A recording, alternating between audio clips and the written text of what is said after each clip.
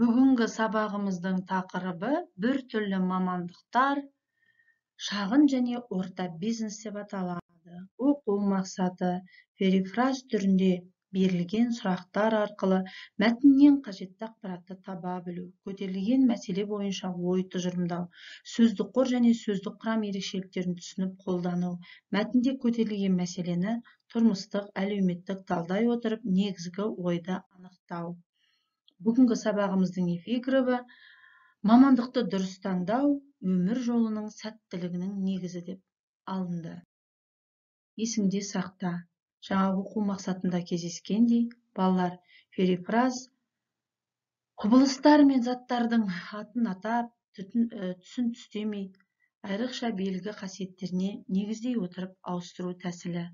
Мәтіннің идеялық, эстетикалық және көркемдік байлығын арттырады, мағыналық реңк пен оның әсерін күшейтеді. Мысалы, орман патшасы арыстан, дала кемесі комбайн, қара алтын, көмір, пәниден бақиға кетті, аққу ұшып көлге жетті, өмірден өтті деген мағынаны білдіреді екен. Енді балалар тақырыпқа сай оқылым мәтініне назар аударайық. Әлем тез дамып келеді. Күннен күнге жаңа мамандықтар пайда болып жатыр. Соның көбі біздің қоғамға бейтаныс. Заңгер, қаржыгер, журналист сынды мамандар көп екені бәрімізге мәлім. Ал қазіргі жастар жаңа салада жұмыс істегісі келеді. Жаңа заманның талабына сай маман атану табысқа жеткізетін жол.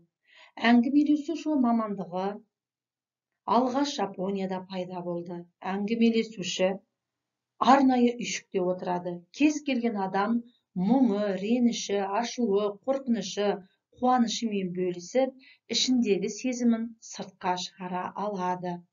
Мұндай маман аптасына 10 мыңнан аса адам қабылдауы мүмкін. Кезекте тұрушы мамандығы Ұлыбританияда пайда болды. Зерттеу нәтижесі бойынша ағылшын тұрғындары өмірінің 1 жылын кезекте тұрумен өткізеді екен.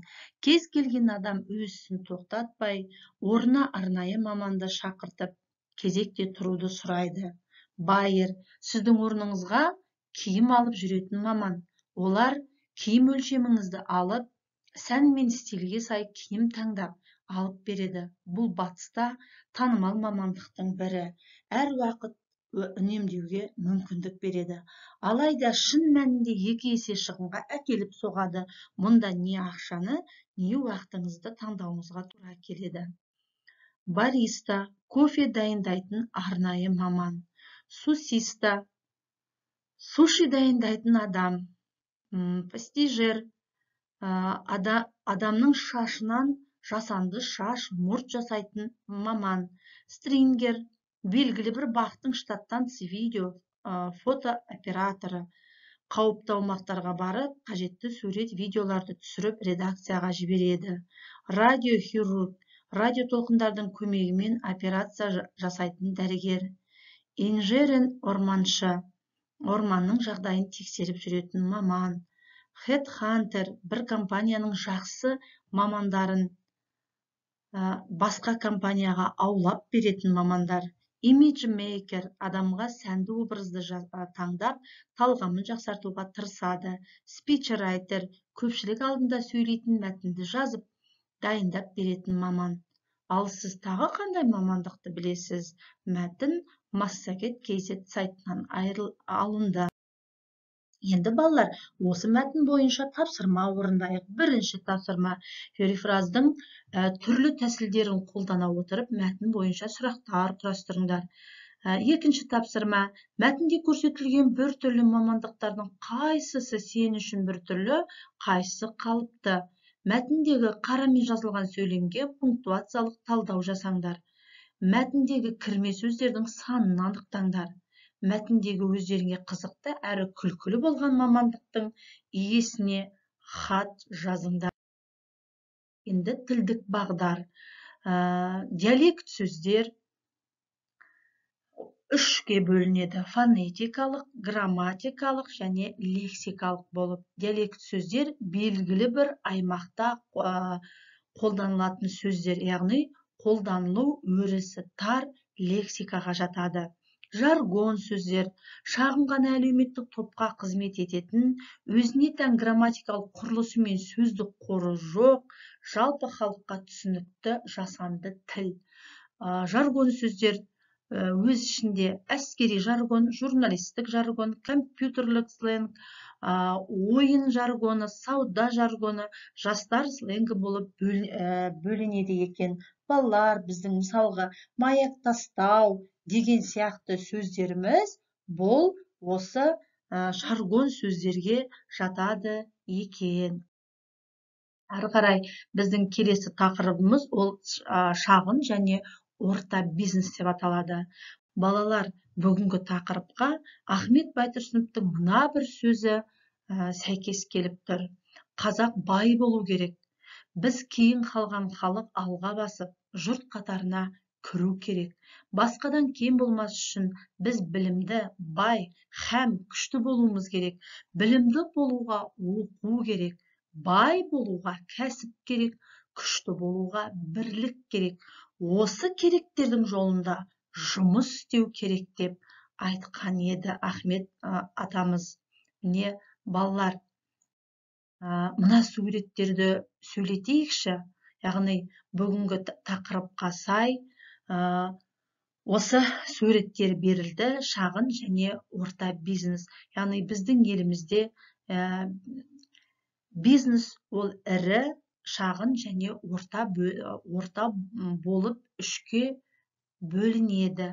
Біз ірі кәсіпорындар деп завод, фабрикаларды атаймыз. Ал шағын және орта бизнес ол қазіргі тілмен айтқанда жауапкершілігі шектеулі серіктестік, ЖШС дейміз, ол жаңағы ТОО, қазіргі сіздерге түсінікті болу үшін айтып тұрмын. Немесе